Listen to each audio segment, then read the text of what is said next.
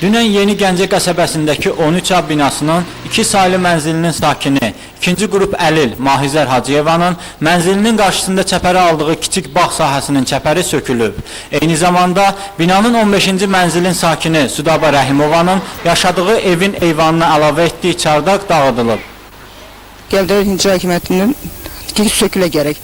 Bizim də kasıb adam, yoldaşım 1-ci qrup əlildir, 2 gözdən şikəst adam, özüm 2-ci qrupdayam, şikəst adam, kasıb adam. Bir zulümlə mən oranı çəkməmişdim, indi gəldə sökülə, dağıtda tökdülər. Yılları belə başımıza zibil zat tökülməsin deyin, daldeylik eləməsə. Elə baqatın naves deyil. Da görürsünüz özünüz.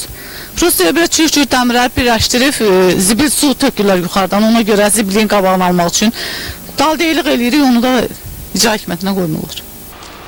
Məsələ ilə əlaqədar 4 nömrəli mənzil istismar idarəsinə müraciət etdik. Rəhbərlik verir ona bizə, göstəriş, Nizami rayon rəhbərliyi o göstəriş verdi ki, siz o çəpərləri sökməlisiniz. Biz də getdik onu söktük, amma bircə məsələ qalır, tam sökməmişik. Niyə? Əsas sökülən, o vaxtı təmiz sökülərdir ki, onun turbalarını da çıxardardıq. Müsahibimizin sözlərinə əsaslanaraq Nizami rayonu icra hakimiyyətinə üst tutduq. Mən bu məlumatı sizdən alıram, yəni ki, o 13-cü binada çəpərin uçulmasına əlaqədar heç bir məlumatımız yoxdur.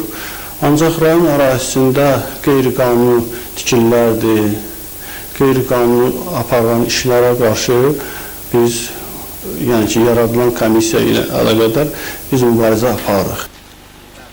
William Hacıyev onda bildirdi ki, icra hakimiyyəti tərəfindən xüsusi komissiya yaradılıb və yaxın günlərdə qanunsuz tikililər söküləcək.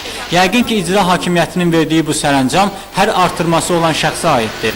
Çünki qanun qarşısında hamı bərabərdir. Görünür, bu sərəncamın icrasının əlillərdən başlanması bir təsadüfdür. Vüsal Məmmədov, Mir Yunis Seyidzadə, Xəbər Plus.